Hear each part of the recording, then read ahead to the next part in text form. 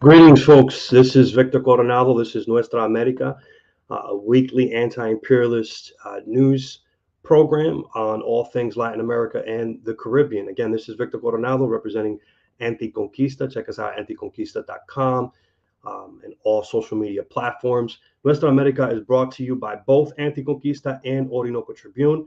If you're watching us on YouTube, you can check out the websites down in the description below. This is episode 21 of Nuestra America. Again, my name is Victor Coronado. We're going to get started right from the beginning with the headlines. We were not here last week, so we got a lot to cover. And today's program is going to be focused on Russia and China, but and its relationship to Latin America and with Latin America. But let's go over just some of the headlines that have taken place over the last couple of weeks. We started off the program today with a video from Venezuela Analysis, and the video basically marks the 20th anniversary of the failed coup attempt against the democratically elected government of Hugo Chavez in Venezuela. The coup attempt was supported by Washington. President Hugo Chavez was taken prisoner, placed under arrest by military personnel. And what happened after that was quite remarkable. The Venezuelan people marched onto the Miraflores presidential palace.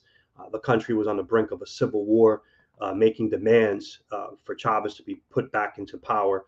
When Chavez loyalists in government and military did go ahead indeed and put Chavez back into power, I believe it took about 3 days or so. And so for folks who don't know much about what happened 20 years ago, there are a few cool documentaries I suggest you go check out. You can make sure that you're looking at the right documentaries, because depending on your perspective, they could be that whole situation could be skewed a different type of way, if you will.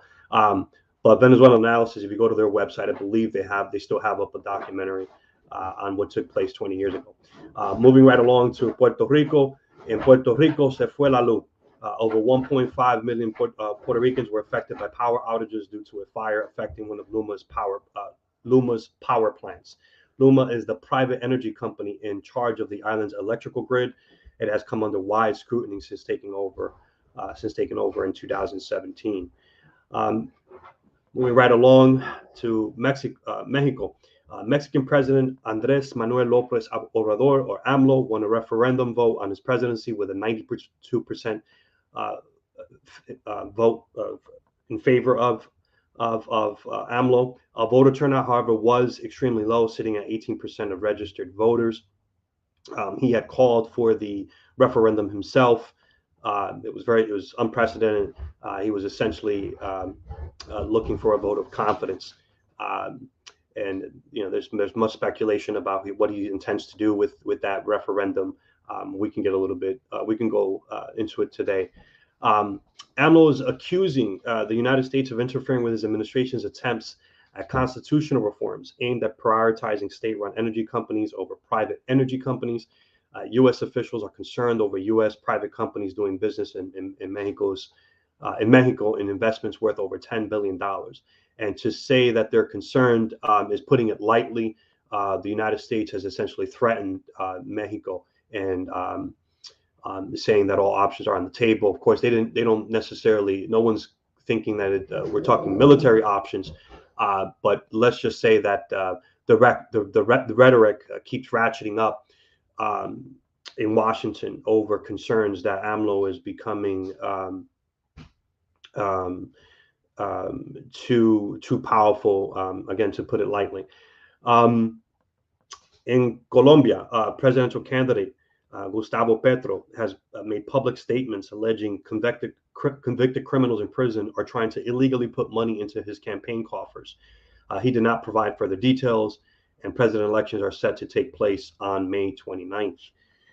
In Honduras, Juan Carlos Bonilla Valladares served as the country's top police official between 2012 and 2013, and a judge recently ordered his extradition to the United States on drug trafficking and weapons charges. He was arrested on March 9th.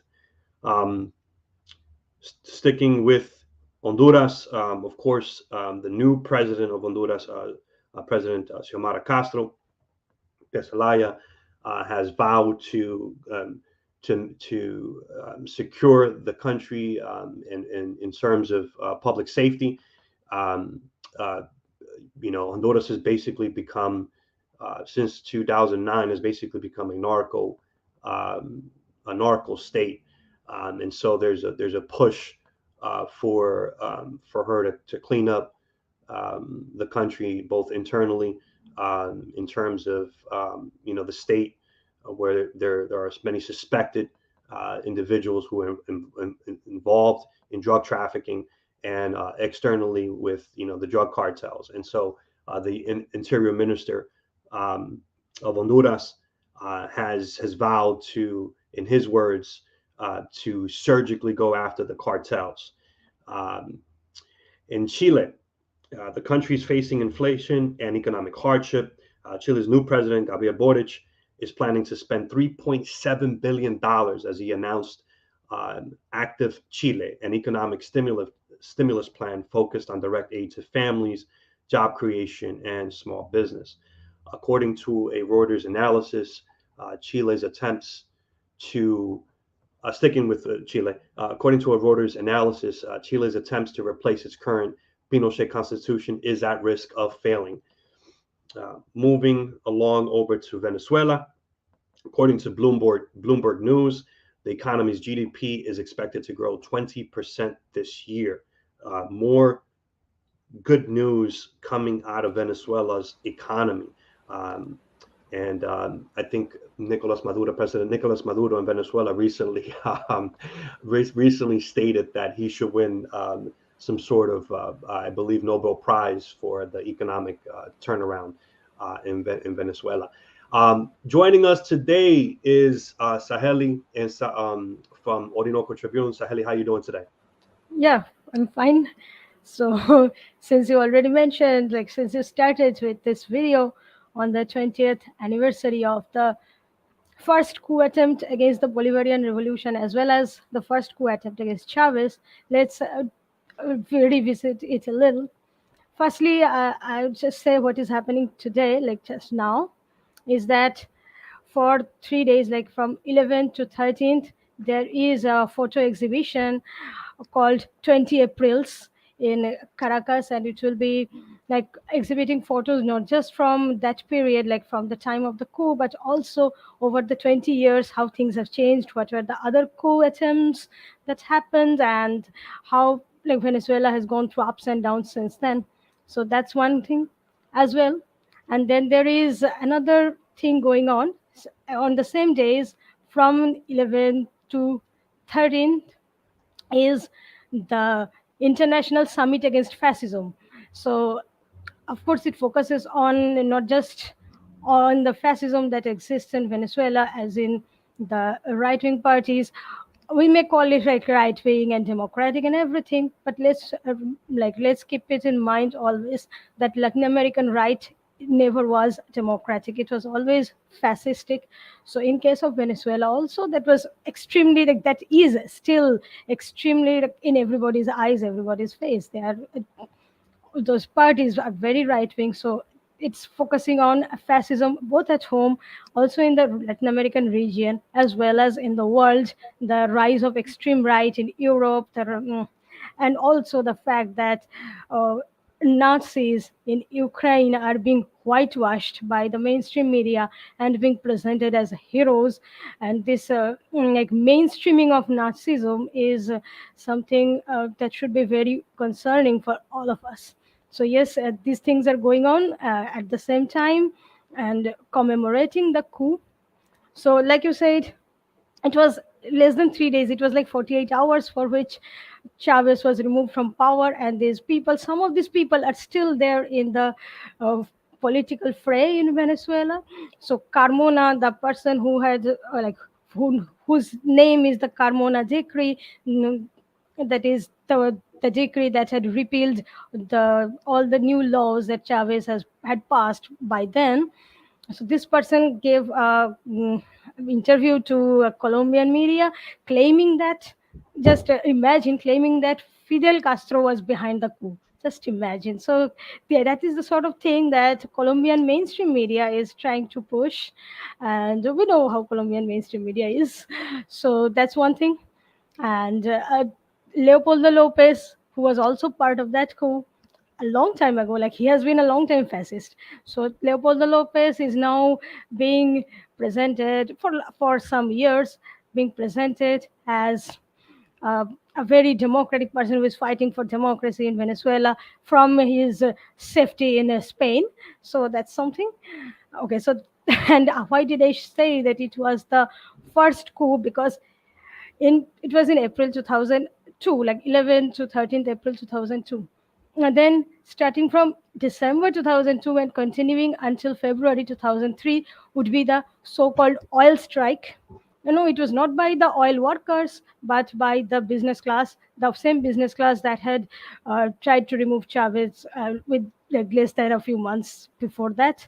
So why did the coup come about in the first place? Like the what we call the immediate incident that was responsible, let's say, was the nationalization of the oil industry of Venezuela, just taking away the power from the hands of US companies.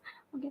So in fact, it was US companies, it was Rockefeller Oil specifically, that had discovered oil in Venezuela in the 1920s. So since then, it was in the hands of US companies until Chavez declared, like, nationalized the oil industry. So that was the reaction to this nationalization, that the coup took place, and the oil strike was also related to that. So that was the second coup attempt. Then some time would pass until the third coup attempt, again in April 2013, but that was very short lived. And then after that, like later in 2014, early 2014, there will be the guarimbas, the violent protests which Leopoldo Lopez and many others led. So after that, there will be the guarimbas in 2017 again during April to July. And then at present there is an ongoing coup attempt. The Guaido thing is a coup attempt, definitely, to try to remove President Maduro, and it has been going on for long, not just from 2019, but from before that, when they started establishing the Lima Group, and even before that, they started with the sanctions and everything. So, in this within the framework of this, like the sixth and ongoing coup attempt, the US has tried to invade Venezuela militarily. So military option is always, when they say all options are on the table, it means the military option is also on the table. So in February 2019, uh, there was an invasion attempt through Colombia, through the Simon Bolivar International Bridge. Of course, that the Battle of the Bridges is quite famous. So that was one thing. It was just when at the time when Guaido had self-proclaimed himself as the president of Venezuela without ever contesting a presidential election. And then after that, in like within a year, there will be the Operation Gideon, in which the US security company, then the person who was caught, said that he was close to Trump and all that. So a US security company would try to invade Venezuela through a fishing village in La Guaira, but they will be caught by the fishermen and everything. And when I say that, when people will wonder that, yeah, such heavily armed people had been caught by fishermen and fishing communities and kept in hold there until the police came and arrested them. How is it possible? Thinking of that, we would need to go back. again to 2002 at the time of the first coup attempt against Chavez. It was at the time that the people of Venezuela, with some arms and with the help of the loyalists in the army, because let us remember it was the only the highest echelons of the army that had betrayed Chavez, but the most of the army was actually loyal. So this army and the people together brought Chavez back to power, like where he really was. He was the real president. So he brought Chavez back to power within 2 days. So it was this failed coup attempt from where the Venezuelan militia arose. And this militia is the people, like there is something called the civic military union in Venezuela. Now, whenever someone hears civic military, one thinks of the dictatorships of the 70s. But in case of Venezuela, this is a more organic thing, as in the people are. This militia is something that has been a very important part of the Bolivarian Revolution itself. And in 2009, this militia was integrated into the Bolivarian National Armed Force, the FANB, together with the regular army, the intelligence, and the police. So the militia is a part of FANB, and militia is also like it is like anyone can be, like anyone in the population can be one. So you might meet a counselor who will say that, yeah, I am a militia. So that's something, and that's something to be proud of. So that's one thing that came from that first coup attempt. The other thing that came from that coup attempt was the establishment of alternative media. And the main thing about it is the uh, the news outlet Telesur, but there are also other alternative outlets, because at the time of the coup, it was the mainstream media in Venezuela, which is mostly corporate media, and gets funding from foreign countries. This media had done a complete information blackout. So while everybody knew the president had been removed, but nobody, like, whatever was happening after that, Caracas was in flames, that there was almost a civil war going on. So this was not being reported by media to people living in other states, especially the faraway states. So since there was, like, at the time it was word of mouth, it was letters and stuff that made that transmitted the news throughout the country. So this was what led Chavez to understand realize the power of propaganda. Like, propaganda need not be negative, or propaganda need not be an exclusive domain of the right wing. Okay, so like in response to propaganda, you should go with your own news, because news is also considered propaganda. Any news that is not mainstream is considered propaganda, right? So this was something that led to the establishment of Telesur also. So these were the two very important outcomes from that failed coup attempt, I would like to say. No, absolutely. And I'm just as you were speaking, I was trying to keep up with you and provide the audience with Yeah. some images and some headlines. Here you have, um, revolutionary women of Venezuela's militia carrying out practice parades. The militia is an armed part of the Venezuelan society which exists to protect the Bolivarian Revolution. And so, here you have some pretty hardcore militant, not pretty hardcore, that hardcore militant Venezuelan revolutionary women ready to defend the Bolivarian Revolution. Um, Yeah, just looking at this, one can understand how the heavily armed men of the Operation Gideon could be caught by fishermen. yeah, so you and I talked a little bit off air about Operation Gideon, and we encourage folks to if you want to entertain yourself, to look it up. And I say entertain because, one, obviously this is a very serious matter, right? I mean, you had these folks um, who legitimately thought that they were going to Venezuela to overthrow, like as if that could have been a possibility, right? They really thought that they had a possibility to overthrow the government, the Chavista government, right? The revolutionary Chavista government in Venezuela. And of course, you know, um, when you read um, the some of the articles that readily available online, they were just so sloppy, and it was such they were so incompetent, um, that it while it's a serious matter, it just anytime I revisit that, I just laugh really hard because it was just they were just so incompetent, right? It was just very sloppy. So the new, I think the people have dubbed it the Bay of, we know of the Bay of Pigs. People have dubbed this the Bay of Piglets, right? As a mockery, right? Like as a way to mock this operation. Um, and the more we learn about it, the more it appears as though Washington knew the whole time. And of course, the headline or the talking points out of Washington were like, no, we didn't have anything to do with this. We didn't sponsor this. We didn't have anything to do with this. We're not involved. But yeah, so you and I talked a little bit about offline about Operation Gideon. We plan to do, I think, and I know Anticonquista has already done a piece about that before, but I think it's worth. There are a lot of things have come out since I think the last time that we did a piece on it. So I think it's worth revisiting. So yeah, no, good stuff. Are there any other thoughts about maybe some of the headlines or anything else that's happened over the last 2 weeks before we shift focus to Russia and China? Yes, of course, there are so many things I know. tap over. It's never. 1 hour is never going to be enough to cover all this stuff. Yes, But, yes. but So sure, at least something that was like that should be very important to discuss at this point would be the Sunday's recall referendum in Mexico, and like since there is a lot of muddying the waters, I would say in the mainstream media, one would like to say. I would like to clarify a few points that would not be said in mainstream media.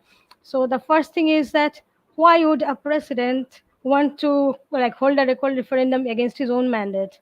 Okay, so this might seem like a stupidity, like a caprice, like anything, but it was one of his campaign promises.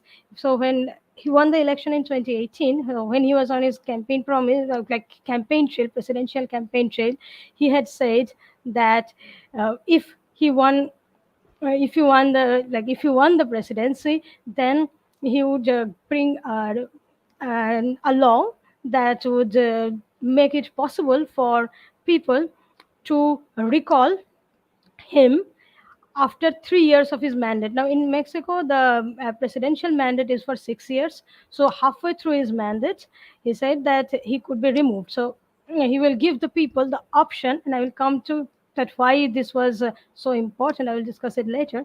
But he has said that he would do it if he won the election. So, one thing is that he kept his campaign promise that he would give people the option to expel him from power if he was not fulfilling his promises.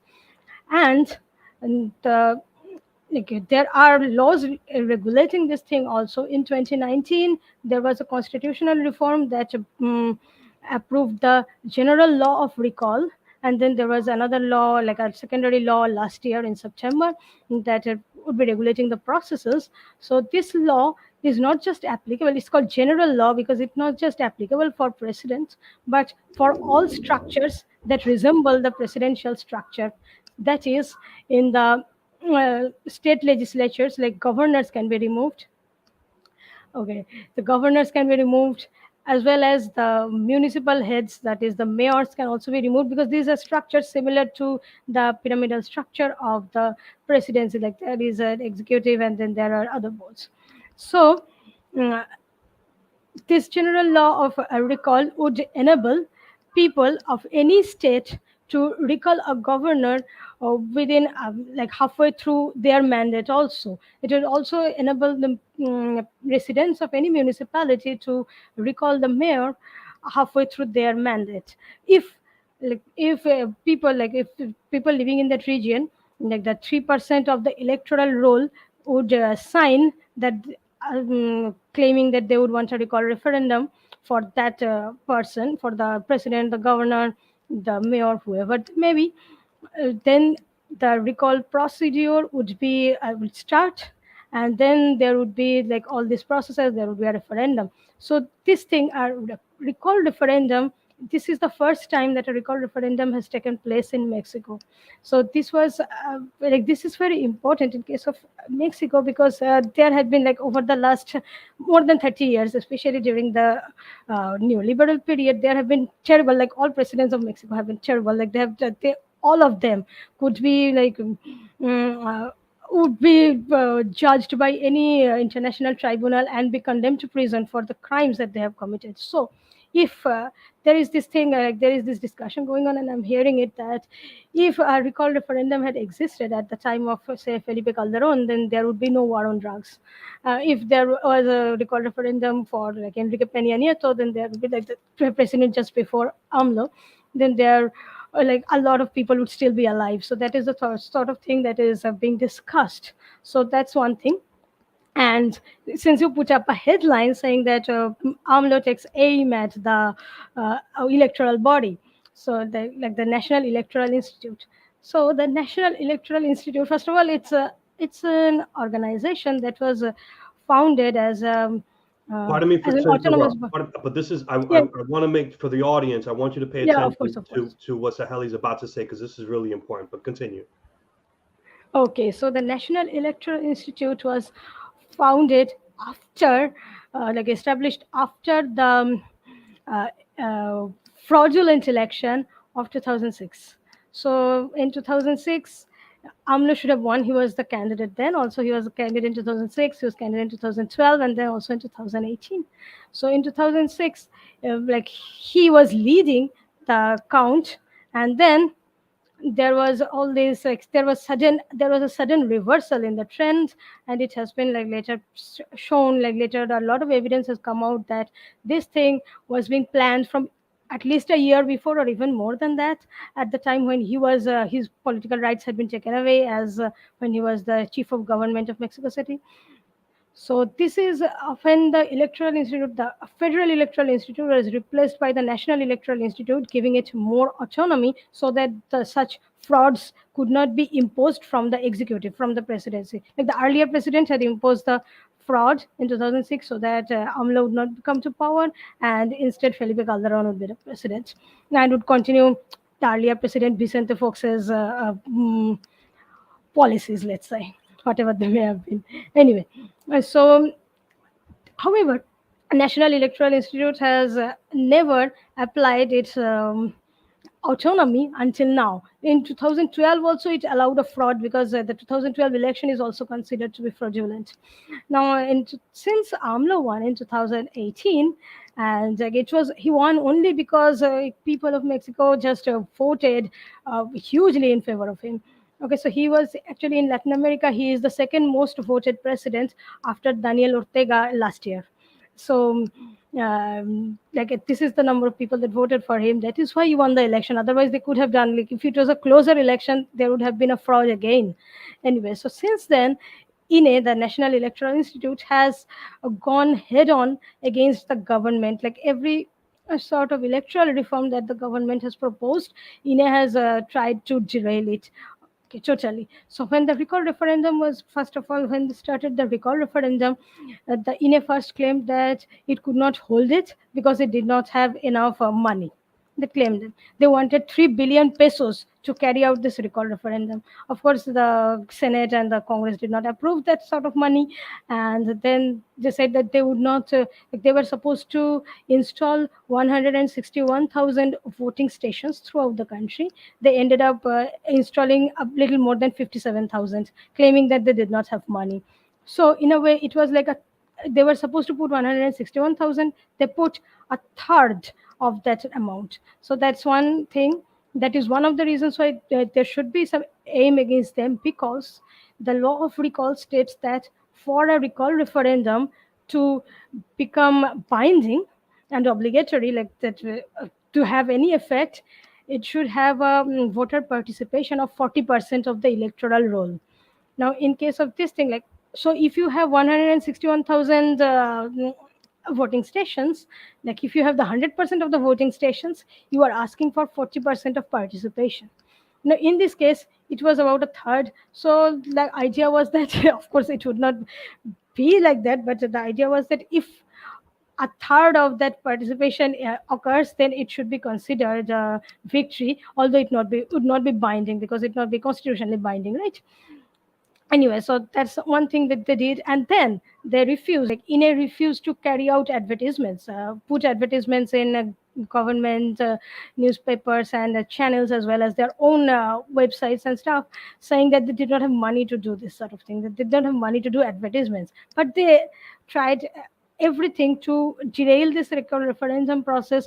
They within the recall referendum process earlier this year, they just said that they would not hold it at all. They suspended the process entirely, and then the AMLO's party Morena went to court, Supreme Court, and the Supreme Court reversed that order and told INE to hold the referendum with the money that they already have. So then they said that we'll reduce the number of voting stations. So with the reduced number of voting stations, there was close to 18% participation. So that is 16.4, a little more than 16.4 million people participated, and of that, 15 million people voted for AMLO, saying that he should continue to be in his presidency, his post, until his mandate ends in September 2024. So that was that is why they were saying that it was more than expectations, above expectations, exceeding expectations, etc., because INE had not done any promotional. INE had reduced the number of voting stations, and then in a single voting station they had put 3-4 voting machines, or 3-4 voting tables. They don't have machines. 3-4 voting tables, and there were villages where not a single voting station was installed, and the people had to go for 1 hour, 1.5 hour distance in order to be able to vote at the nearest municipal building or the center where it was. So there were people who would not vote for it, and also it was done on a holiday. It was done on Palm Sunday. So that is also something that should be taken into account. Despite all these things, despite the INE trying to do everything within its power so that the recall referendum failed, we can say that it would not become obligatory and binding, but it still did not fail. People 18% of the population participated when they tried to make it less than 10%. So that's something to take into consideration. Also, there are people who are saying that this is the hardcore vote of AMLO that will be reflected for the Morena candidate in 2024. So I just want to, I had that headline there from Reuters. Here's some of the quotes from AMLO. The INE again. The INE is the National Electoral Institute. Right. The electoral body. Right. The body that oversees the elections. He said the INE's attitude is very unfortunate, a paradox that the ones who should be promoting democracy are acting undemocratically. So that speaks to your point. Then he added that the vote went smoothly in spite of quote unquote deceit and boycott from the INE. Again, go back to your point. Interesting that that this piece at the end pivoted to something that I just keep watching. I continue to watch and monitor. The last paragraph is the following. It says political, or the last sentence. It says political analysts have said López Obrador is also likely to seize on the result as a personal triumph in his bid to push a constitutional change to the electricity market through Congress in the coming week, although he appears to be short of votes. Again, that's from Reuters. And so there's a reason why I read the capitalist press. I'm we've had some off the air conversations about this. I'm sort of obsessed with Bloomberg and the Washington Street Journal and New York Times because often I say they do one of three things. They're going to lie, or they're going to tell you the truth, but they're not going to provide you all the context. Or they're just gonna flat out tell you exactly. They're gonna expose themselves and reveal themselves to you. And so the United States is really concerned about some of the energy reforms that he wants to push. And there's a reason for that. It's because private corporations, again, I talked about it before in the headlines, have well over $10 billion worth of investment in Mexico. And so they're saying that these ideas, these wild ideas that AMLO has of pushing for a stronger state-run energy sector, right, and even possibly nationalizing certain energy industries, they're saying that, well, wait a minute, that goes against some of the free trade deals that we have. It goes against the neoliberal economic model. that are being pushed by folks in Washington and the global capitalists. And so, again, there's a reason why I read the capitalist press. I would encourage folks to do the same, because there's a lot there's a lot in there. But we'll right Yes. now I'm sorry. Go ahead. Yeah, I understand. Like, of course, I also read capitalist press because there is always that thing that they would give you some parts of the truth, but not the whole, and they will not give you the context of it. So, what is this electricity reform that they're talking about? Like, they're trying to pass it off as something like Chavez did in like nationalizing the electricity grid and something like that. So, well, this reform that he is proposing is a lot tamer than that. So, what happened is, for this also we need to go back to a little backward, but not a little, I mean, not very far off to history. In 2013, um, there was this so-called quote unquote energy reform, which liberalized the Mexican energy market and allowed foreign companies, not just US companies, but especially those from Spain, the notorious ones like Iberdrola and Repsol, to get into the Mexican energy market.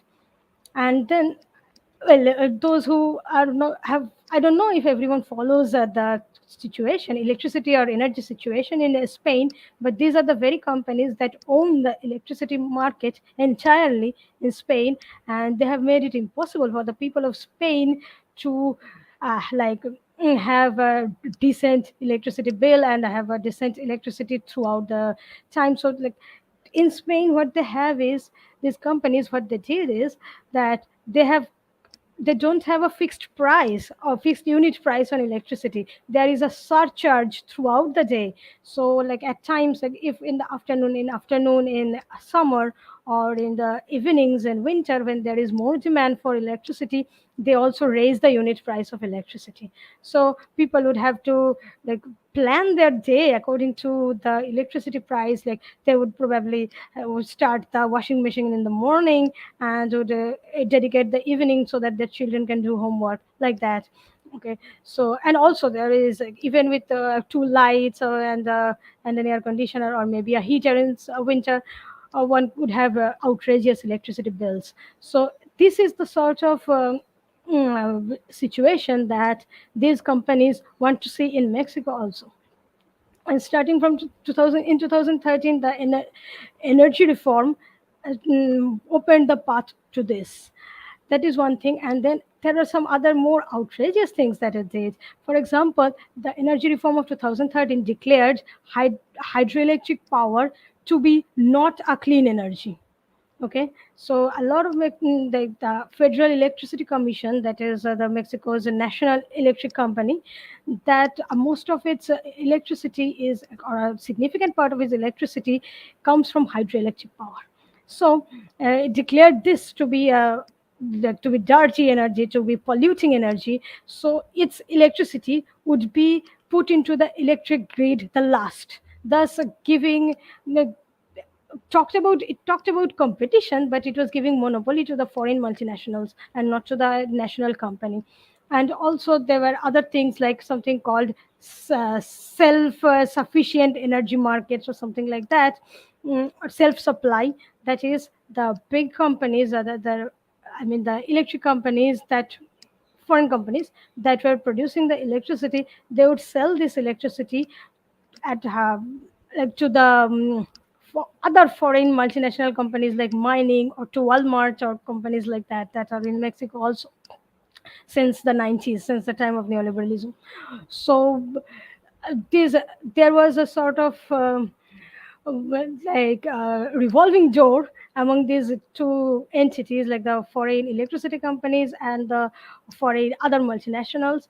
So they would like to speculate, and they would by speculating, they would raise the energy prices every year, so that it becomes impossible for the common people to access it, because first of all, it will be the private companies that get to upload their energy into the electric grid first, and they do it at higher prices, they charge higher prices, and the CFE, that is the Federal Electricity Commission, get to do it at the last, at end. So even if their electricity is lower priced, people cannot access it. until and unless the electricity that had been uploaded by the foreign companies been used up totally. So these are the things that the new reform, the new electricity reform, is trying to revert. And it isn't even saying that it will be nationalizing 100% the energy market. It wants CFE to have 54% share of the energy market, while the foreign companies and private companies would have 46% share. So 54-46 is like almost equal. That is not really a nationalization. And I insist on this every time, that countries should have the power to nationalize their resources. And energy is a strategic resource, so it should be nationalized. Germany has like its entirety of the electric market nationalized. Sweden has it. Switzerland has it. Name them. France is like France's national electricity company is majority state owned, like 84% state owned. So I am giving examples from uh, liberal democracies in Europe and not Venezuela. So even they know that the energy is a strategic sector and want to keep it under state control, while they themselves want third world countries to open up their energy markets, so that these energy these things would be like, they would be the one who would be the dominant in this sector. So yes, in on 31st of March, there was John Kerry, who is Biden's special envoy on climate change. And let's not talk about what John Kerry's what baggage John Kerry carries. People can just look him up who John Kerry is. But anyway, he is at present the Biden's special envoy on climate change, and he went to Mexico to claim that this the energy reform that AMLO is not energy reform, the electricity reform that AMLO is proposing would contaminate the climate, which is actually wrong. I mean, they are just claiming it, but it's not true. It's just that AMLO wants to give CFE a greater share of the market and wants hydropower to be one of the major sources of energy for Mexico.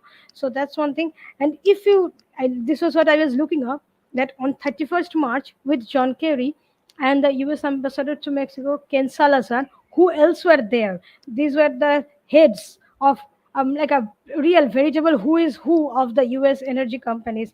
There were Sempra Energy, Invenergy, New Fortress Energy, Blackstone, General Motors, Johnson Controls, Ford, etc. So these were the companies whose executives were there in that, like with the US delegation. So the US delegation was composed of the US multinationals that have a huge stake in Mexico's energy market, let's say.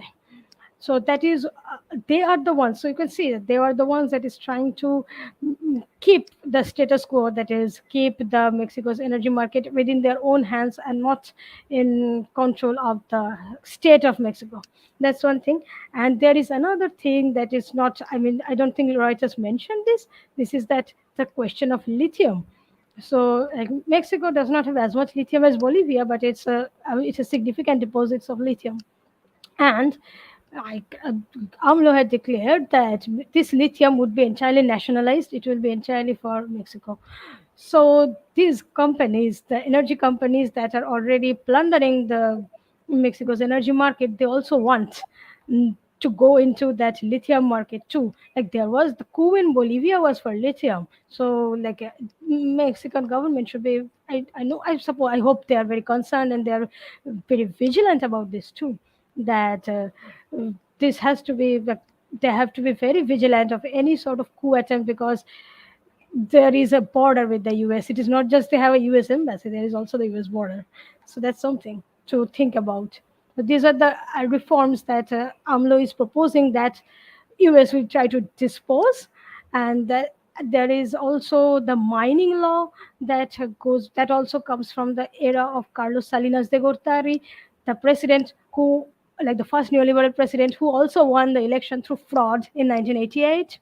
So there is this mining law allows open pit mining to continue in Mexico, and this open pit mining we know is an environmental disaster. So there would be a reform to the mining law also, trying to end open pit mining. Let's remember that Xiomara Castro, the new president of Honduras, had also declared in her inauguration speech that open pit mining will be outlawed in Honduras. So Mexico is also trying to do that, outlaw open pit mining to in order to preserve the environment. So Mexico is trying to preserve the environment, not destroy it as the U.S. claims. Absolutely. And so, again, I was trying to keep up with you while you were talking. And so here's a piece by Jacob, and AMLO is nationalizing Mexico's lithium Lithium. supply. Here's here's this other piece that I pulled up. This is from where I quoted or rather referenced in the headline. I just thought this was such flagrant rhetoric. So a U.S. official said that the all available options under the USMCA to address American concerns, and so that's just the agreement that they have is this the USMCA with regards to that. Now, and then here's the following quote: "I therefore urge."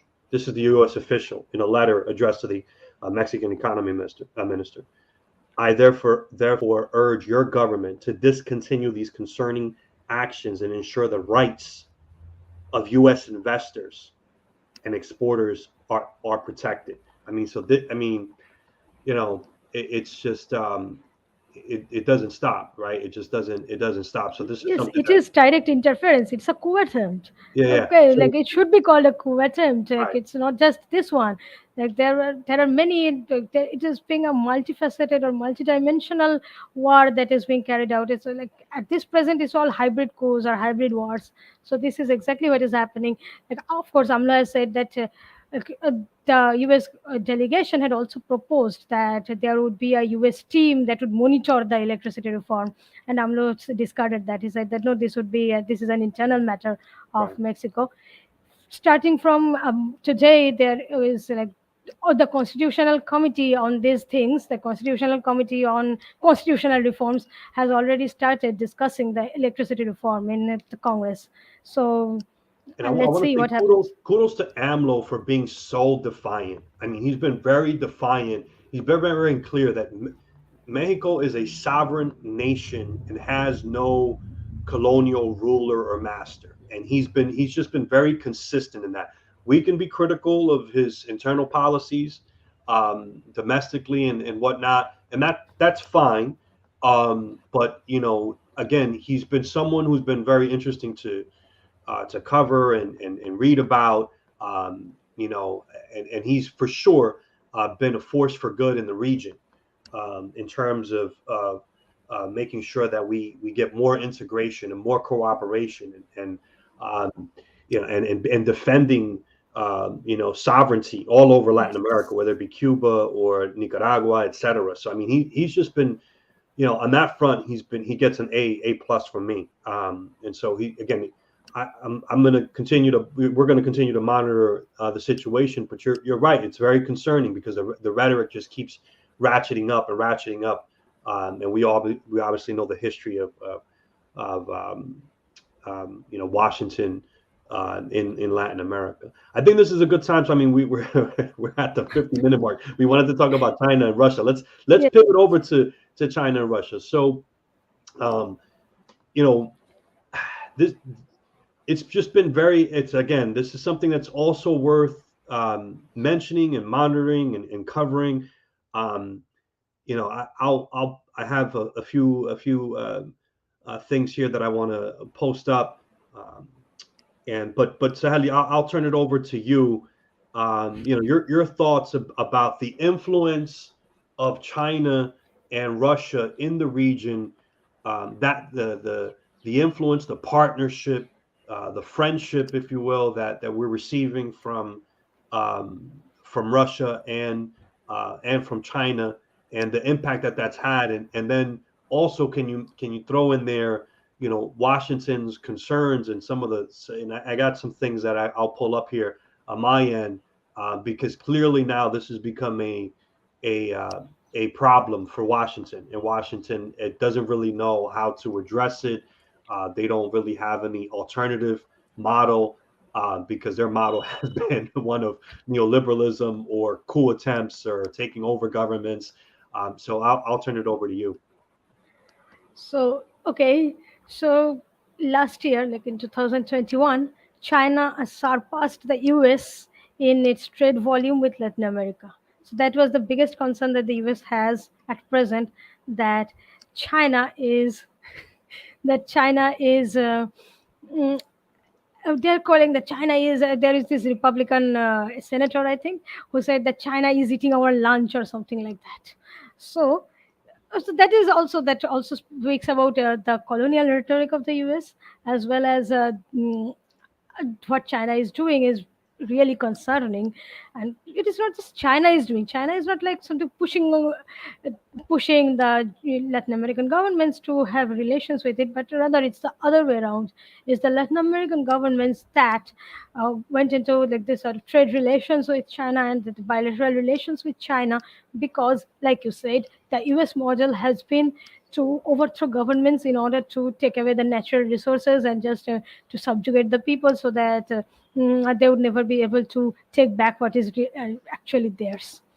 So I mean, recently is especially this also should be, we go back to Chavez. He was the first Latin American leader after first Latin American leader to start a relation with China, because Cuba did not have that sort of relation with China for a long time, the sort of relation that Venezuela started with. So Venezuela, the Chavez said that we should be, instead of looking north, we should be looking east. We should be looking towards Asia and strengthen the relations with Asia. So he went into, like, he visited, after he became the president, he visited Syria, he visited Iran, he visited India, he visited China, of course also Russia. So these are the countries with which he started the relation, because he knew that sooner or later the US government would try to just destroy the Bolivarian revolution, and there should be um, some shield to with which to resist this assault. It Venezuela is a very small country with a very small population, so like just having a very determined population would not be enough.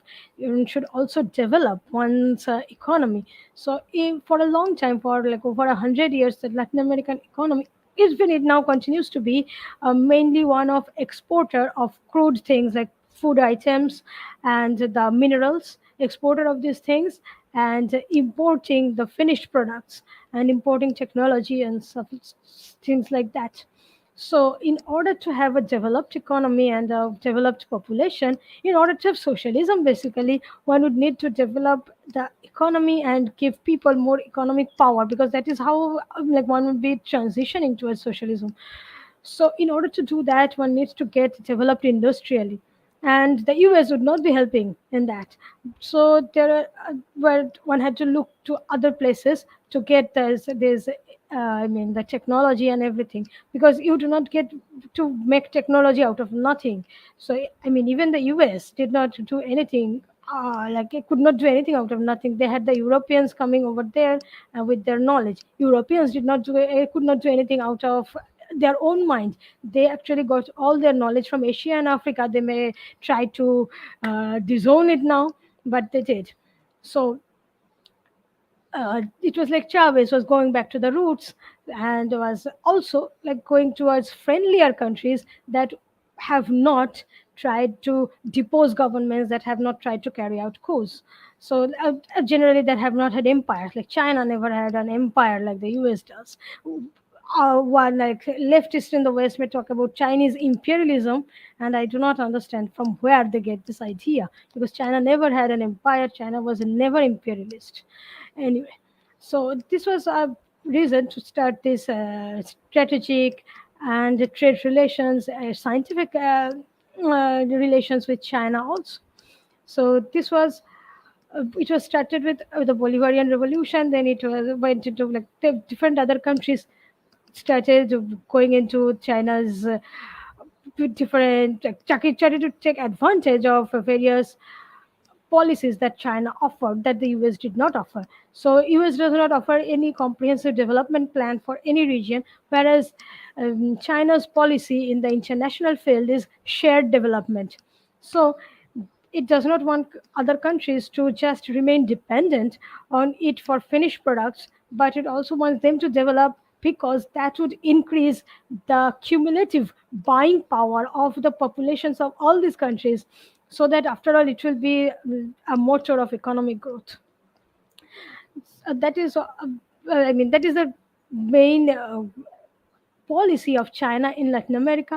It has also extended its Belt and Road policy to the region. So Belt and Road, the name may suggest that it is just a road through which there would be like a lot of trade, but it's much more than that. It's an international policy with agreements of economic complementation and other sorts of agreements that seeks to um, develop all these regions, and these regions should they are trying to take advantage of these policies irrespective of governments. Like the governments that first went into Belt and Road policy, apart from Venezuela, were quite right-wing governments, like for example Brazil, by Bolsonaro. Even after, I mean, Brazil was an associate of China through BRICS. Bolsonaro did not go out of BRICS despite his political ideology being the polar opposite of that of China. So he remains in BRICS. He promotes the trade volume between Brazil and China. Brazil remains China's largest business associate in the region. And there is Chile. Like in time of Pinera, Chile signed the Belt and Road Initiative. They got into that agreement of economic integration or complementation, whatever they call it. So rather, it has been recently that Argentina also joined. Like Alberto Fernandez went to China at the time of the Winter Olympics and signed the Belt and Road Agreement Treaty. And he had also expressed that he wants to become an associate of BRICS, also making something like a BRICS Plus. And there are like 15 countries of Latin America are in Belt and Road already. Nicaragua last year, like to the end of last year, recognized the One China policy and Taiwan as part of China, and like re-established diplomatic relations. Can you explain a little bit the Belt and Road Initiative and what's the significance of the Belt and Road Initiative in Latin America? Okay. So in case of Latin America, it will be for what the Latin American countries are trying is to have an industrialization of the region. So, like I said, Argentina is a big agro exporter. Venezuela is an exporter of oil. All the economies of Latin America are dependent on exporting some natural resources or whatever it produces, and instead it buys back like technology for this or that, or even like for example, in case of Mexico, Mexico is a big producer of oil. It's a member of OPEC, but it sells crude oil and buys diesel and gasoline from US. Okay, so in order to develop for example a refining power, in order to develop clean energies also like solar, China is a leading exporter of solar panels as well as a leading developer of solar energy technologies. So these countries of Latin America are trying to get that sort of technology also to transition towards renewable energy without paying too much for technology, because if they are going to buy from Europe or the US, there would be a lot more baggage attached to them. On the other hand, from China, it would not be so much. And so they just have to pay a bit and then get the technology and not to worry about coups and stuff like that. And then there is, I mean, Argentina has a an agreement on nuclear energy technology with China. So all these things that these regions are trying to get is that to get out of their exporter of crude materials and importer of finished products things, because that is actually a drain on the economy, because the basic products cost a lot less than the finished product. So these regions still suffer a drain of wealth. So it is like the Belt and Road Initiative is being looked upon as a way to get out of this drain of wealth and to really develop the region and um, like increase the people's power of acquiring products and living a better life and not migrating basically. So Belt and Road Initiative is sort of a lifeline for the region. Okay, yeah, that is the that is one of the good headlines that you got. Yeah. So that I saw that recently. I thought that was this was an interesting ask of Argentina. They're doing this in the back with the backdrop of and we've been covering it here their IMF deal, and so they're saying, hey, Yeah. listen, because we're sort of cash strapped here, help us out, can you do this? And of course, Actually, it is. I yeah, mean, it is the US. So look, we say IMF, but let's right, remember that the US is the 17% shareholder of IMF. So, like that is, it is the largest power in IMF, followed by Japan and then by China. So, and both of them have their holdings in single digits. And so, US is the only one that has a double-digit holding in IMF, and any decision of the IMF that in order to be approved would require an 85% vote, okay, of its shareholders. Now, if the US votes against you, then you would, even if everybody else votes for you, you have only 83% of the votes and you fall short of 2%. So, in order to have any decision approved by the IMF, you would need US support. So, that is, in fact, like in IMF, in World Bank, in G7, third world countries are very underrepresented. So, in case that is why in going into with the BRI and also with the G77, like in which China is also there. In G77, there are many third world countries. So these these are also international bodies. So with these international bodies, there is a sort of attempt to break this unfair advantage that the countries of the global north have over the formerly colonized nations. And in order to break this advantage and to gain a more level playing field, of course that would not be the last goal, but um, that would be the first step to begin towards having a better life for most of the people of the world. So since you mentioned Argentina and its relation with China, let's also talk a bit. You also mentioned Russia, so let's also talk a bit about Russia too, especially given the situation in Ukraine at present. So, in the latest vote at the United Nations General Assembly that suspended the Russian Federation from the UN Human Rights Council, Argentina voted in favor of suspension, whereas Brazil abstained. In fact, most countries, there were 58 abstentions. So most countries, I mean, they were not, abstentions are not taken into consideration. If they were, then this resolution would not have been approved. But since they aren't, abstentions are not taken into account. I mean, that is why Russia has been suspended. But let's look at the situation in which Argentina voted in favor and Brazil used its head better and did not vote. I mean, did not vote for the suspension but abstained. So, like in case of, I was noting down some figures from the Argentina's finance ministry itself, especially on its foreign trade with Russia, and it says that the Argentina is like the second largest trade partner of Russia in the region after Brazil. It's a competitor with Brazil in this regard. And like every year, Argentina sells to Russia 80,000 tons of apples and pears, some 40 to 50,000 tons of lemons. Like Argentina is very famous for this lemon and other fruit production. So most of its fruits, like all of its foreign trade in fruits, go to Russia. And then it says that some 20% of its meat, 12% of its fish, and 40% of its grapes production goes to Russia. And all the butter produced in the state of Cordoba, which is Macri's home state, goes to Russia. 20% of the cheese production of the country goes to Russia. And what Argentina buys from Russia are fertilizers. So Argentina is a, like I said, that agro exporter country. It's a, like it has a huge agricultural production. So all of its agricultural production is dependent on this intensive fertilizer based agriculture, and all of this fertilizer comes from Russia. Russia like supplies fertilizer to many countries. yeah. This is a Argentina major is one of concern, them. by the way, in all of Latin America. Yes, this is a big concern in all Yeah, of Latin America that their agricultural production will be hit because of the sanctions. Russia is not saying that it won't sell, but the shipping companies would try to avoid themselves getting sanctioned if they do trade with Russia. So that is a big concern that Latin America would not be getting fertilizers this year as much as they generally get from other countries like other years. So it buys phosphate fertilizers, ammonium, and other nitrogen fertilizers, etc.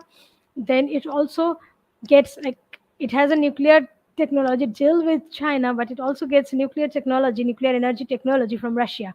Like that is also one of the things that Russia exports to many countries. So nuclear energy technology. Then it also gets like chemicals for oil refining. And Argentina is also an oil producer. It like especially shale gas, like oil from shale gas, it goes through fracking. So all the chemicals that it has to do it uh, comes from Russia.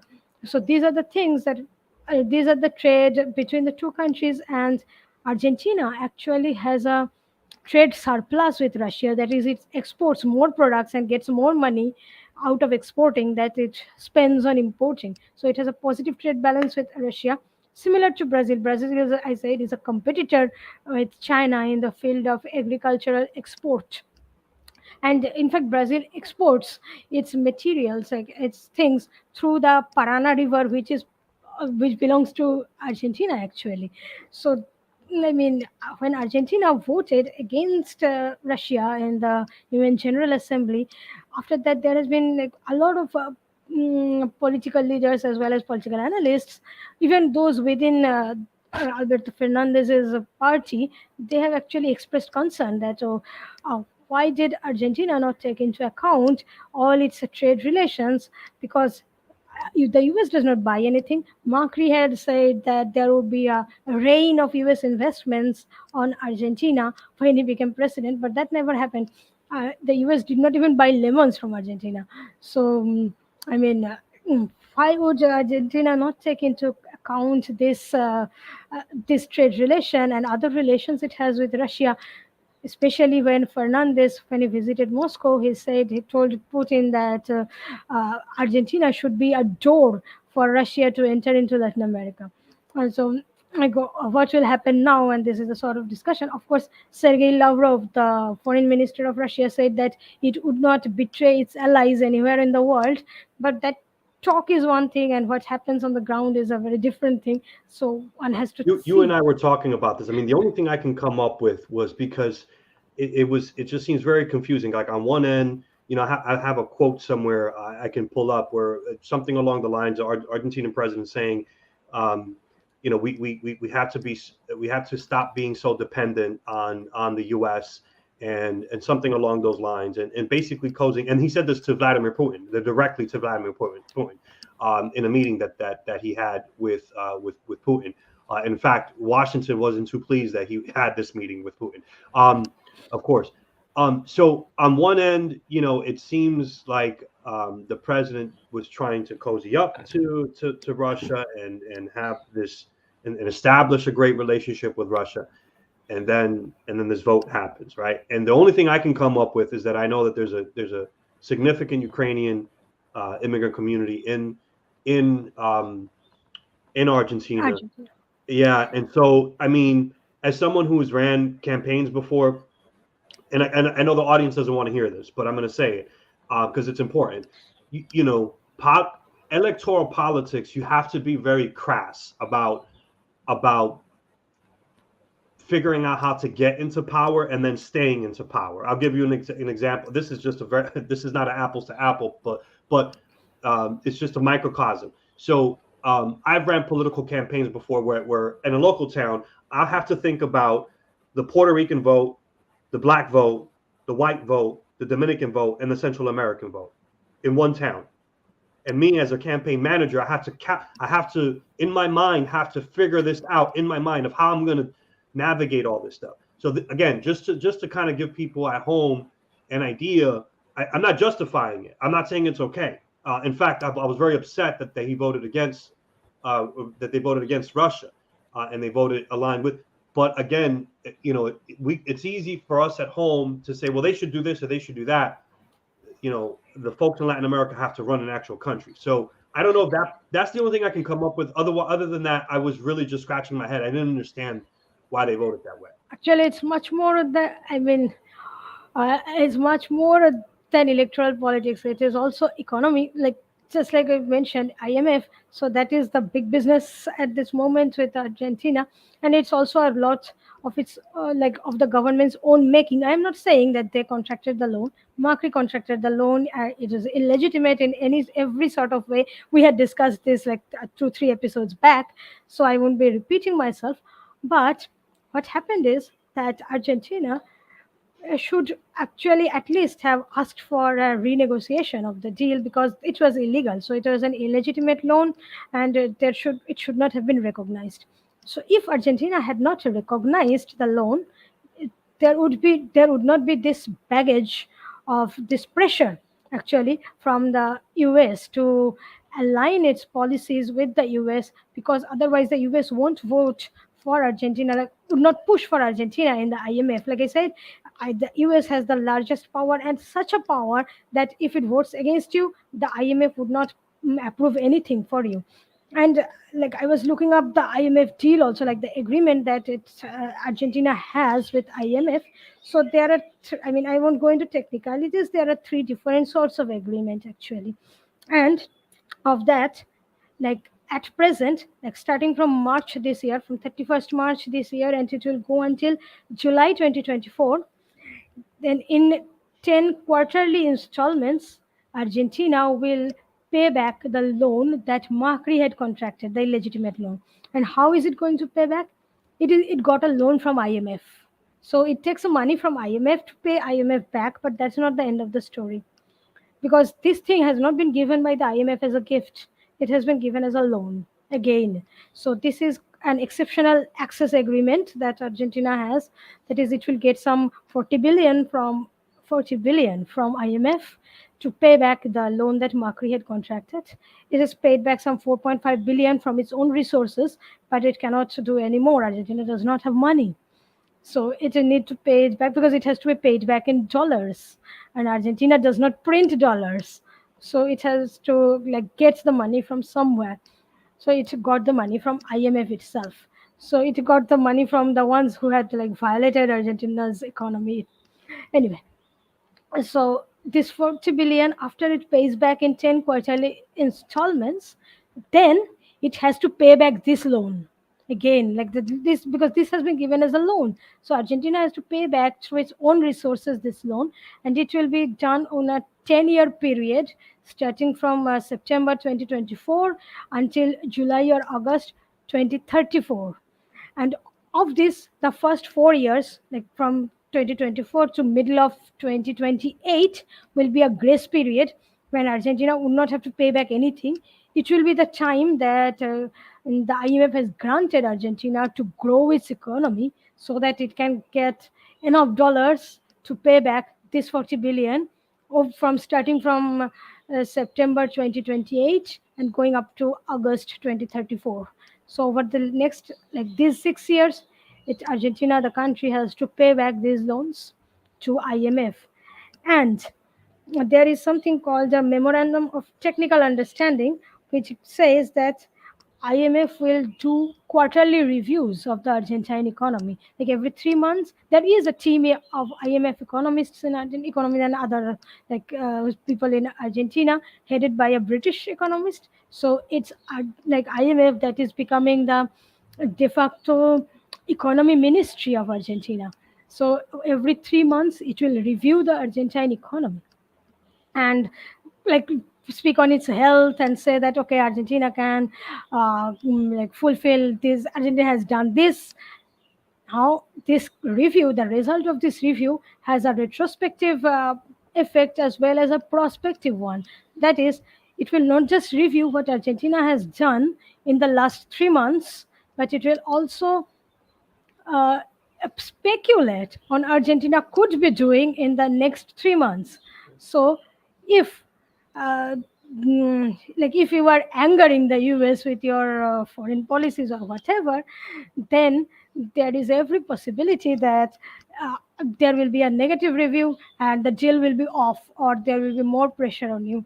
So it's not just the Ukrainian vote, because with the IMF deal, Fernandez's government has already lost a lot of hardcore support that it had when it came to power. It had said that it would not, like, it would try to renegotiate the deal, and instead it ended up refinancing that loan. So that's already cost it the midterm elections. It's like the first time that Argentina, like the party Peronismo lost Senate majority in 40 years. Like even when it wasn't in government, it had Senate majority. It does not have it now when it is in government. So, and that is something to take into account, that this external pressure is great on Latin American countries in the international forums.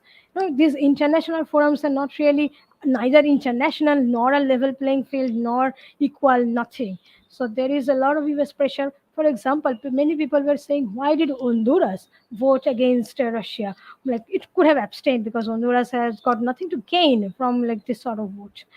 And let's remember, Honduras also has an odious debt of the IMF on it, like because of the former president starting from 2009 and even before Manuel Zelaya was there. Honduras had a lot of IMF debts. So in 2020, it was something like 70% of the GDP, like the debt amounted to 70% of its GDP. It could be more now because there are interests and stuff. So there is this sort of odious debt on Honduras that it needs to solve.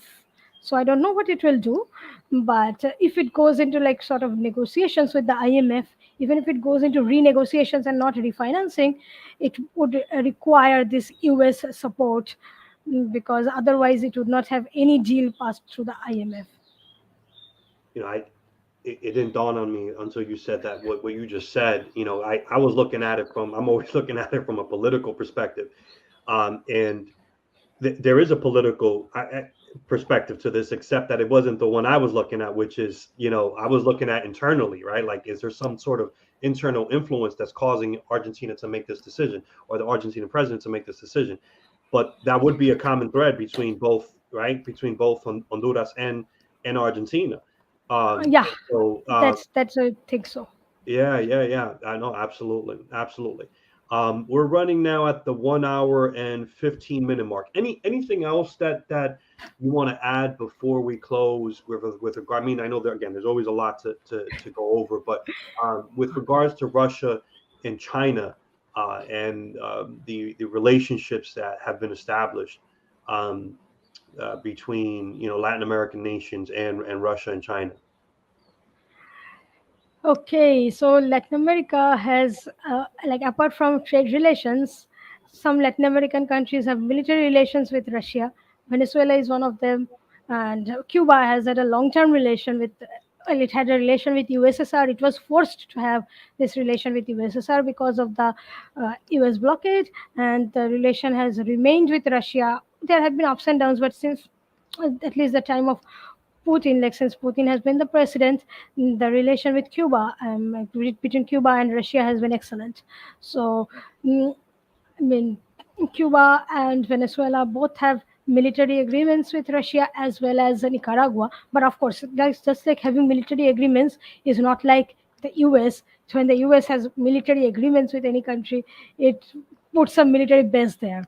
Now, the constitutions of none of these countries that I mentioned allows any military base, foreign military base, to be placed on their territory. So, like, there was all this discussion of some time ago, like little bit before the Ukraine crisis started. Uh, I mean, the Ukraine thing has been going on for ages, but I mean, the present one, before the present conflict started, there was all this discussion about Russia starting to establish military bases in Latin America. No, that's not going to happen. It was US projecting too much.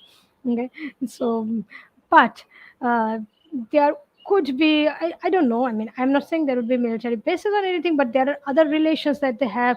They have deals with weapons deals and stuff like that, and other countries might look towards that too, and maybe not just now, but when things cool down a bit later. So although the US is trying to cut off Russia from the international scenario, let's remember that many countries of like Latin America did not like abstain from the vote. Like this time, it abstained from the vote. There were other there are other things that okay, so let's comment about this. I'll comment about this anyway. So I mean, what I'm going to say is that the relation that Latin America has, like the countries of Latin America has with Russia and also with China, would not be destroyed by whatever the US is trying to do. It might try to do coups and everything, but that would not end. It would not end the uh, relations that they are developing. Okay, so it's not like Latin America would fall like the back into the days of the 60s and 70s when there were so many dictatorships that it was the US that was de facto controlling the region. Okay, so Steve is saying something like China's loan to Argentina. So there Okay, so there is this thing that is mentioned many times that Chinese loans are a debt trap. Now, firstly, there has been no country that has defaulted like that. Like countries have defaulted to the IMF, but until now, like nobody is defaulting to China. That's something. And then this loan that Argentina has got, like Nicaragua has also got a loan as well as some loans and as well as some aid. So, but in case of Argentina, I know that China would not be trying to get back this loan like IMF does. It will not be an extortion. Okay, so China is not extortionist because it knows that if it is extortionist on a country, okay, and it does not own the IMF, it does not own the international financial system, so China does not have any position from which to be an extortionist. So if even if Argentina, like, if there is these things are like long term loans, so even in the time if the country cannot pay back by that time, then this period will be extended. There will be like surcharges will be cut off from that, like like the interest surcharges will be written down, and even parts of loans can be written down depending on the situation of the country, because this thing that the Chinese uh, development projects, Chinese investments are not like having a coup or having a installing a government so that it likes, but it's more like a sort of soft power thing that in the international arena, that it will develop these relations through trade, the relations that the US cannot develop through war. So of course trade may sound boring, but trade is the way to go. Trade and aid is the way to go to have better international relations than war. Of course, war does not endure you to anybody. It might mm, make people just suffer and try to endure as much as possible, but it not make you loved among them. Whereas in case of China, if like since it wants to be looked upon as a, I mean, I'm not saying it wants to be, but since there is this idea of looking upon it as a liberator from debt traps and from underdevelopment, not just in Latin America but also in Africa. So China will not try to get back the loans in the way that IMF tries to do it or the World Bank tries to do it, by forcing countries to liberalize their economies, by forcing countries to give up, like open up their mines and forests and water reserves and every other resource to foreign companies and everything. Like most Chinese companies are state controlled, or there is a very tight state control on its free market also. So these are the differences that China has from the Western model of economics. So, in the background there, I have this video I actually posted this up in my on my personal Facebook, but I strongly encourage folks to check it out because this was one that I think I got this from Carlos Martinez. Yeah, you Carlos Martinez. could be. Yeah. And so I stole it from him, and I just started, I started circulating it to some folks, Okay. and put it on Facebook. But I strongly encourage folks to check this out because it was a glaring admission. Yeah, By the myth of the Chinese. Yeah. Yes. So, Since you because, mentioned Carlos Martinez, yeah, I'll just ask people to also like follow Friends of Socialist China to get absolutely. more information on these things. They are on Facebook. They are on like you can like find out the website Friends of Socialist China. Also, they have Twitter and everything. So yeah, Yeah. there are many places to look for them. Yeah, no, it's an excellent point that you make there because I will defend China through and through. It's a sovereign nation. They're not a threat to us Latin Americans, and they've become our friend. And so they're not, they're coming to Latin America and they're saying, hey, would you like to do some business? And we're saying absolutely. And they're not putting a finger gun or a real gun to our heads. They're coming in peace. They're not threatening to overthrow governments. They're not threatening us in any way at all. There's no evidence for that. And then this idea that, again, that you have these economic Chinese traps, it's a myth. It's a myth, and it's been debunked by no other than Bloomberg News. And so I strongly encourage folks to check it out. I believe it's like a 20 to 30-minute video or something like that. 20-minute video. Yeah. So I mean, it's a short video. Yeah, and it's actually really, really good. And so again, anytime I can get something from the capitalist press where I can use it in any way, anything I can take from them and have some sort of utility, I will use it. And so this was an excellent piece in debunking that myth. Again, there it is, the myth of the Chinese debt. And so I encourage folks to check that out. I think that we're gonna wrap up there. I'll just make a small comment here that recently Dilma Rousseff talked about like China Latin America relations. It was also in a program of Friends of Socialist China, since we mentioned them. So, and she said that like at present, like she talked of 21st century socialism, and she said that China is the example how a socialism can grow into like a very socialism can make a modern country. Like most of us were born, or maybe like born it's just before the USSR was lost, or after. Like I have not seen the USSR in my life. Like I was born after it was gone. So, and most people are like that. Like Latin America has a very young population. Like most of the world has a young population, so most would not remember USSR. But China is an example for us, like live example for us to see how socialism can build a modern society. That's one thing she said. And the another thing she said about the China Latin America relations, and I wrote it down, is that Latin America's place in this world is independence together with China. I strongly encourage folks to really check out her speech. I think, you could find it at friendsofsocialistchina.org. Yes. It's amazing. I'm a big fan of Dilma Rousseff for so many reasons. She's a former Marxist guerrilla. So she's a warrior in that sense, has a warrior spirit. I believe she was tortured. She was captured and tortured. And then she's also a trained economist. So not only not only is she again a former Marxist guerrilla who has that warrior heart, but she's very based in terms of her economic understanding of the world, right? And just and here's a piece I encourage folks to find. This piece, Dilma says Latin America needs to take path of reindustrialization. And in there, what I basically took from that, and this is something else that I've also been thinking about a lot lately, is the idea of increasing our productive forces. China did that, right? And so if we're if we're going to be socialist, Marxist, so on and so forth, we need to be able to produce stuff, right?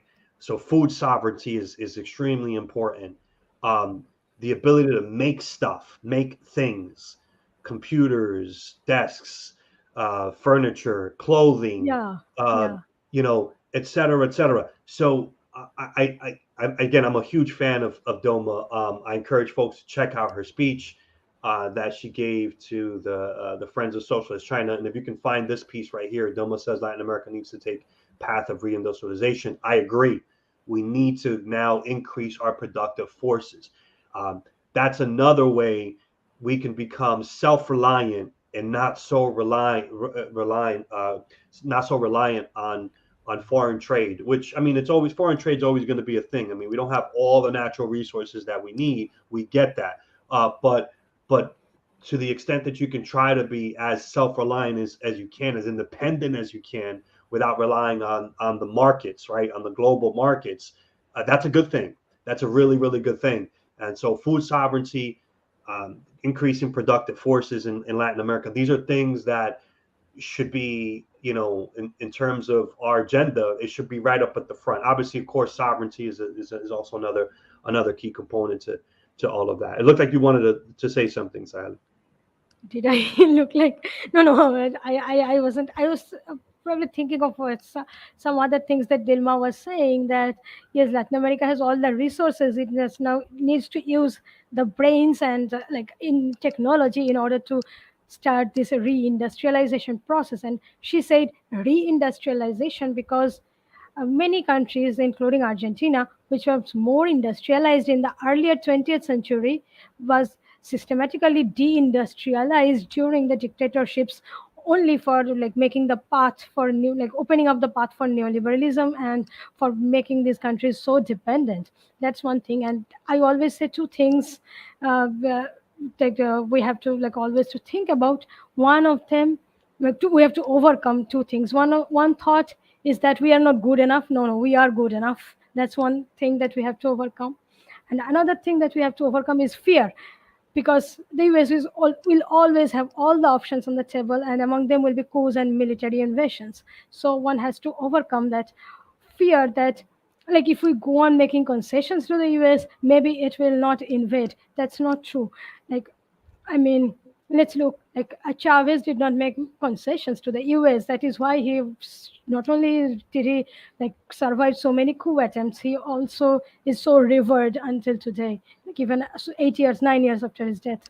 And on the other hand, like every person who like sort of made any concessions to the West or to the elites, sooner or later was removed in coup and did not have the people's support, like as much support, or people were not putting their lives on the line. Most people were not putting their lives on the line in order to defend that government. So like one has to overcome that fear of getting invaded. It will happen sooner or later. Like if you are defying the empire will try to destroy you. So it's better to stay on one's path rather than trying to make concessions.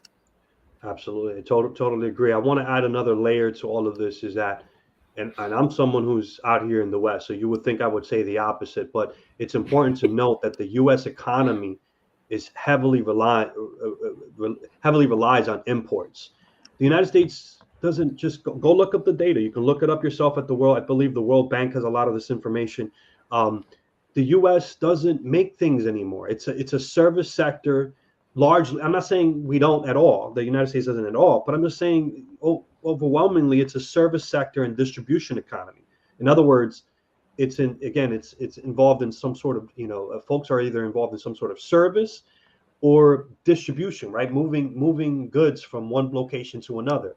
I'm over here in Jersey where we have the ports out here in Newark, and so this is a big hub here in the East Coast for distribution, and so. That, and then the other thing I'm going to add to that is that, there's a lot of talk about where's the U.S. economy going to be in about 10 years, and where's the U.S. dollar going to be in about 10 years, right?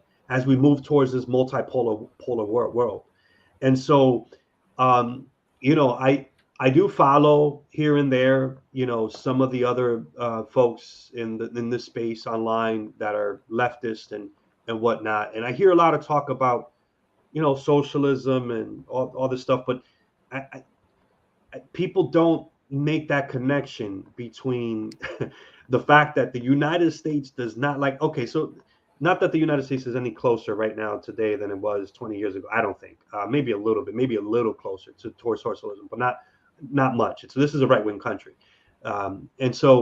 But people just don't make that connection between the raw materials that exist in places like Africa and the Asiatic world and Latin America, and the fact that the productive forces are in places like Latin America, Africa, and in Asia, and that the United States is a service sector and distribution economy. And so, in that sense, and so, if you're in Washington, you have to be afraid of this multipolar world. Because if this multipolar world decided to unite and say, wait a minute, we're going to become self-reliant, and we're going to do to you what you've done to us if you mess with us in terms of trade, and cut the U.S. off that way, which, look, I don't think anybody really wants to do that, because at the end of the day, you want to do business, right? But Yeah. I'm just saying that the United States is in such a vulnerable position right now. And I don't think people really understand how vulnerable it is when the United States doesn't invest in infrastructure, doesn't invest in healthcare, doesn't invest. Not saying it doesn't. I'm just saying it compared to how much it invests in war and weapons manufacturing and whatnot, and the prison industrial complex. It there's so many contradictions here that this is a perfect opportunity for this multipolar world to continue to grow and develop and continue to cooperate with one another and support one another, and really stop relying so much on the US, to your point earlier. Yeah, that would be a good thing to, like, that is already started. And it was Dilma also was saying that this thing is getting accelerated, and what was thought of earlier as will take 15 years for being achieved, it will like now happen in 5-6 years. So let's hope for that. Let's hope that she is correct. Absolutely, absolutely. So Haley, this has been a lot of fun again, once again. True. So hopefully we'll be back here next week. To the audience, we appreciate you folks. I saw a comment here, so maybe someone can help us with this. Let me end this. Here we go. I like this comment. This channel should have much more subscriptions. I agree. I agree. Someone help us. So, y'all folks, please spread the word. Let other people know. Again, this is ANTICONQUISTA. This is Orinoco Tribune. This is Victor Coronado alongside Saheli Chowdhury. Yes. Okay. All right. So, again, this has been a lot of fun. This is episode 21 of Nuestra America, and we will be back here next week. Same time, same channel. Good night, folks. Good night.